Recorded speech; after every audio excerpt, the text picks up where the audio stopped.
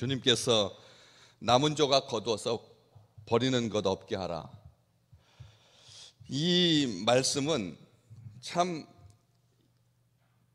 정황상 아주 코믹한, 아주 웃기는 그런 내용일 수가 있습니다. 왜냐하면 그들이 먹었던 음식이 무슨 화려하거나 아니면 아주 풍성하거나 값비싼, 특별한, 무슨 대단한, 엄청난 그런 음식이었다면 이 말이 맞겠지만 그들이 먹었던 음식은 보리떡입니다.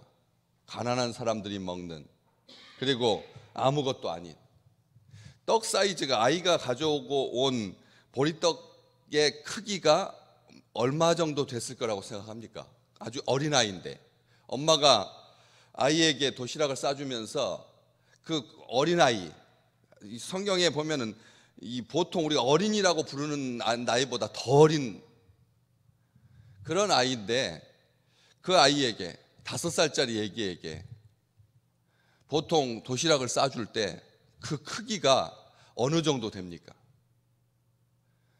우리가 생각하는 것처럼 뭐 큼직한 찐빵만한 그런 거 5개가 아니죠. 아시겠지만 그 꼬마한테 싸줄 때는 아주 사이즈가 작은 사이즈입니다. 그런데 우리 주님께서 이것을 제자들 12명의 제자들한테 나누실 때도 그 자그마한 것을 5개를 이렇게 한 덩어리씩 이게 주신 게 아닙니다. 5명에게, 아니면 한 제자에게 먼저 시범 삼아서 5개 가지고 가가지고 사람들한테 이렇게 5개 딱 주니까 없어서 다시 주님께서 와가지고 다시 받아간 게 아니라는 거예요. 없는 상태에서 주님께서 쫙 요술을 부려가지고 똑같이 5개 빼나갔는데 또 5개가 남고 뭐 이런 식으로 요술을 부린 게 아니라는 겁니다. 성경에는 분명히 기록되어 있습니다. 떼어서 주셨다고요. 작은 떡인데 이것을 떼어서 12제자들에게 준 겁니다. 5개를 가지고 그것을 찢어서 12제자들에게 나눴습니다. 그러니까 주먹만도 안 한 아주 조그만 크기의 이 보리떡을 주님께서 그것을 찢어서 주셨습니다. 이것은 장차 6장 뒤쪽에 나오는 내 살, 내 피 먹지 아니하면 생명 없다.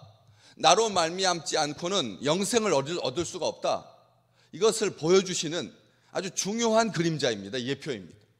그래서 주님께서 그 어린아이의 보리떡을 이렇게 한 덩어리씩 이렇게 소꿉장난 하듯이 어떤 한 제자한테 딱 몰아주고 그 다음에 다 없는 상태에서 짠 만드신 것이 아니라 이것을 찢어서 떼어서 나눠 주셨습니다.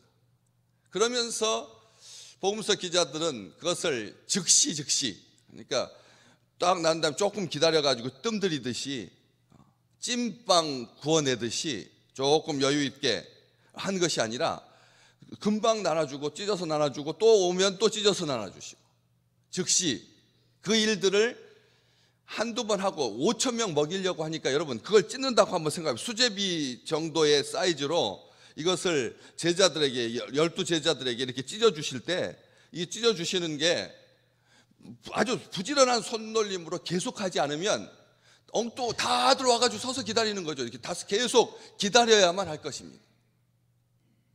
주님께서 그렇게 하지 않으셨습니다. 즉시 계속했다. 이 형태 떼어 주셨다라고 하는 그 동사가 가지고 있는 그 시제와 형태가 바로 즉시 계속을 분명하게 암시하고 있습니다. 그래서 주님께서 나눠주셨습니다. 첫 술에 배부르지 않았습니다. 사흘 동안 굶었는데 그냥 어른들이니까, 다 남자들이니까, 장성한 사람들이니까, 성인들이니까, 사람들이니까 그냥 적당한 선에서 에이 조금 이게 사흘 정도야 하면서 그렇게 넘기면서 참을 수 있는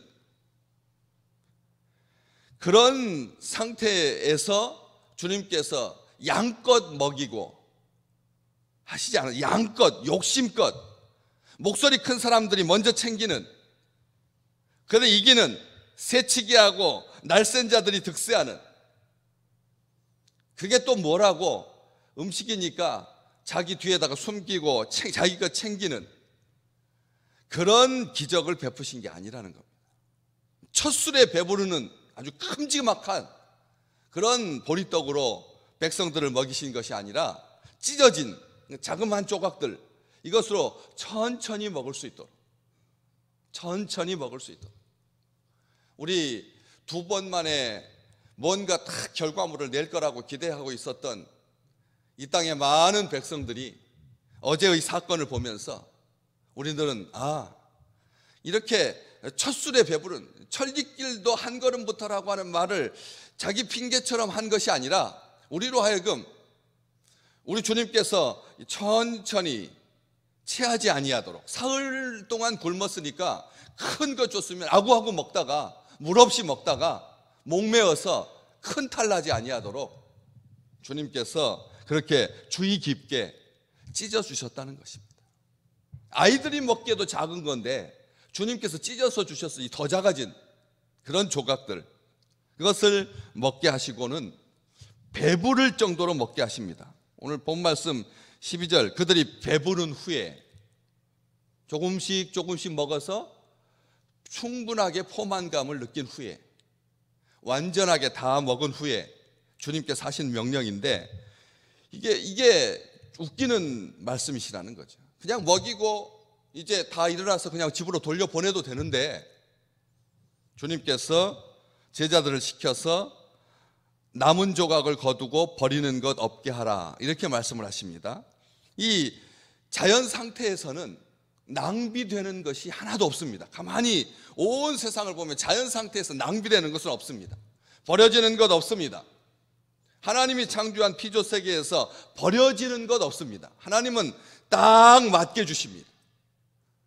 딱 맞게 주십니다. 낭비되지 않게 하신다는 것입니다. 기후 조건이 아주 악조건이 되면 미리서 연글게 해서 자연으로 하여금 다음을 준비하게 하는 그런 지혜로 우리 주님께서, 하나님께서 이 자연을 그렇게 창조하셨습니다. 균형 잡히고 잘 맞고 조화를 이루고, 자연에서는 낭비되는 것이 없다는 것이 자연의 가장 큰 특징입니다. 하나도 버려지지 않습니다. 다 요긴하게 사용됩니다. 그런데 사람들이 모이는 곳에는 이런 낭비가 있습니다. 특별히 우리 한국 문화에서 음식 찌꺼기가 이게 보통 문제가 아닙니다.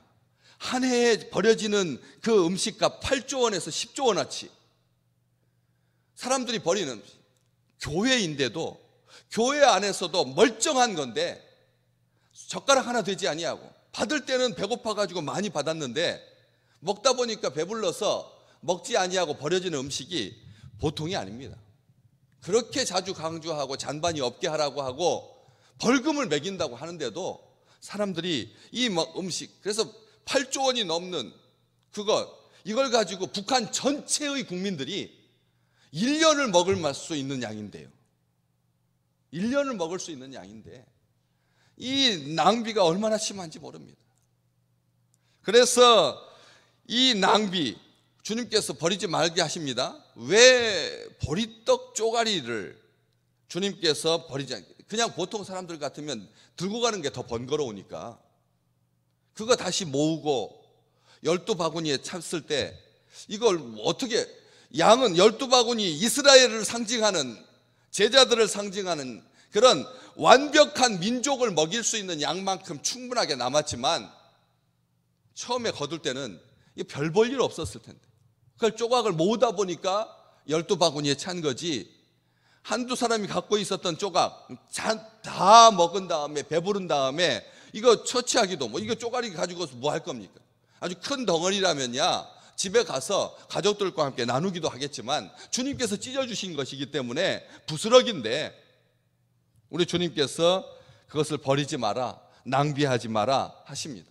그냥 그것을 들에 버렸으면 무슨 일이 있을까요?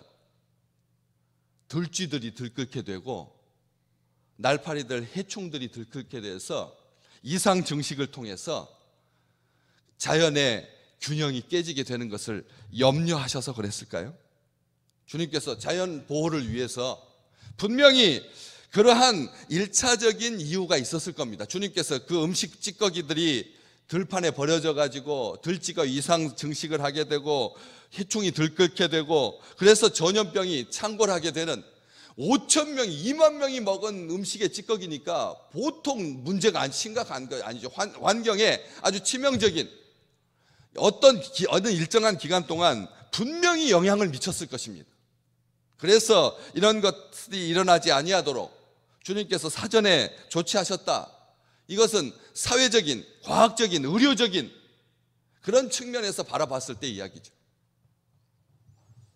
그런데 왜 낭비되는 것, 버리는 것이 없게 하셨을까요? 그것은 정신의 문제입니다.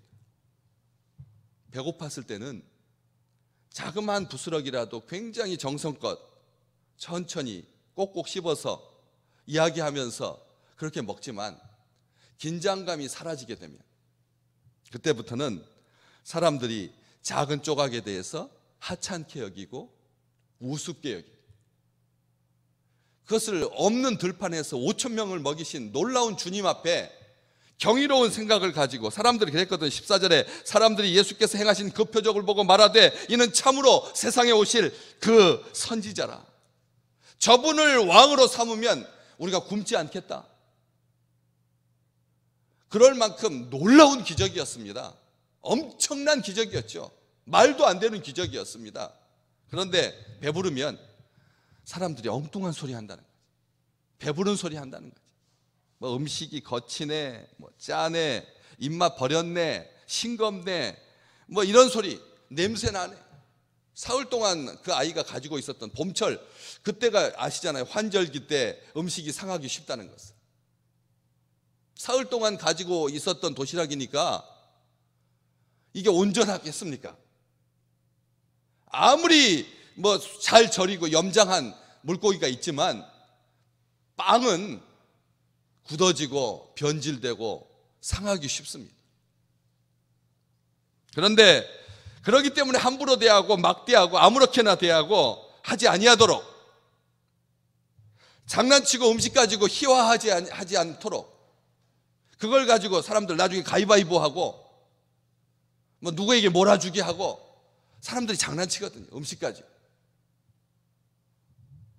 주신 분 부끄럽게 하고 모독하고 이런 일들이 발생하지 않도록 죄짓지 아니하도록 타락하지 아니하도록 먹다 남은 것 더러운 것 부스러기 거추장스러운 것 함부로 대하지 아니하도록 대하는 방식에 대해서 말씀하시는 겁니다.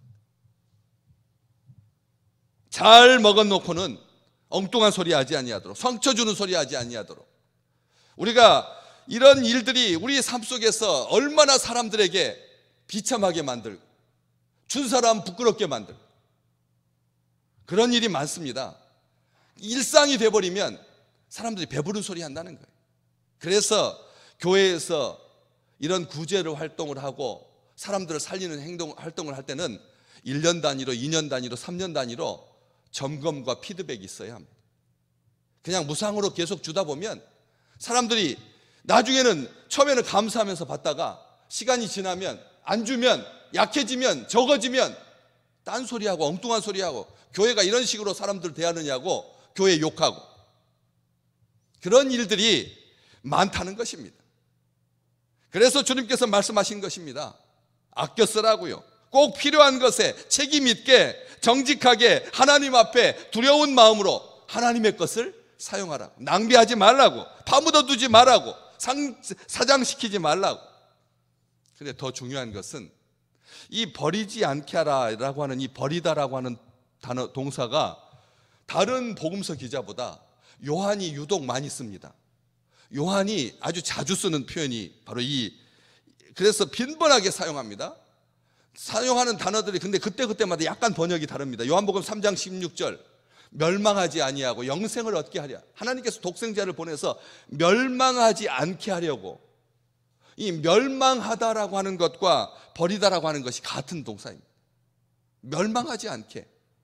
다시 말하면 한 영혼도 멸망하지 않게 하시는 주님의 진정 어린 마음이. 그러니까 음식을 대하시든지 조각을 대하시든지 사람의 영혼을 대하시든지 우리 주님은 이 대하는 방식이 똑같다는 것입니다. 한결같다는 겁니다. 음식은 함부로 하고 사람은 잘 대하고, 사람은 함부로 하고 음식은 잘 대하고, 이 불균형들이 이 땅에 그 만연되어 있고, 그러므로 말미암아 사람들이 불편해지는 거거든요. 사람들이 힘들어지는 거거든요.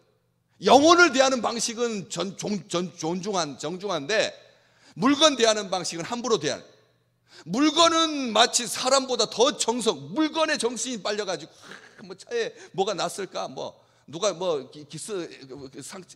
했을까 해서 사람들이 자기 물건에 대해서는 막 눈을 부릅뜨고 아주 모든 정성을 다 쏟으면서 사람 대할 때는 아주 우습게 돼요. 주님께서 그러지 말라고. 똑같이 요한복음 3장 39절 한번 보실까요? 39절에도 나를 보내신 이의 뜻은, 우리 6장 39절입니다. 내게 주신 자 중에 내가 하나도 잃어버리지 아니하고. 다 같은 말입니다. 버리지 아니하고, 멸망하지 아니하고, 잃어버리지 아니하고. 주님께서 한 사람을 대하실 때, 한 그 아이의 정말 말도 안 되는 거친 그런 도시락을 대하시는 것이나, 사람을 대하시는 거나 영혼을 대하시는 것이나, 우리 주님은 한결같습니다. 말은 사람이 많이 모였을 때 군중 앞에서는 굉장히 화려하고 굉장히 우아하고 굉장히 섬세한데, 뒤돌아서면 함부로 대하는, 막대하는 그런 우리 주님이 아니라, 진정 부스러기를 대하실 때도 마치 전체를 대하시는 것처럼. 이게 왜요? 그 부스러기에 역사하신 하나님의 손길 부끄럽지 않게, 부스러기에 대하시는 창조주의 손길이 부끄럽지 아니하도록, 오늘 또 일분을 대하는 자세나, 인생을 대하는 자세나, 대통령을 대하는 자세나, 어린아이를 대하는 자세나 한결 같으시기를 주님의 이름으로 축복합니다. 이게 주님의 마음입니다. 주님의 마음이 여기에 고스란히 담겨 있습니다. 복받는 자 되시기를 주님의 이름으로 축복합니다. 생명을 대하든지 물건을 대하든지 똑같이 앞뒤가 같은 그런 모습으로 우리 주님의 이 명령을 수행하여 주님의 영광을 보는 귀한 백성들 되시기를 주님의 이름으로 축복합니다.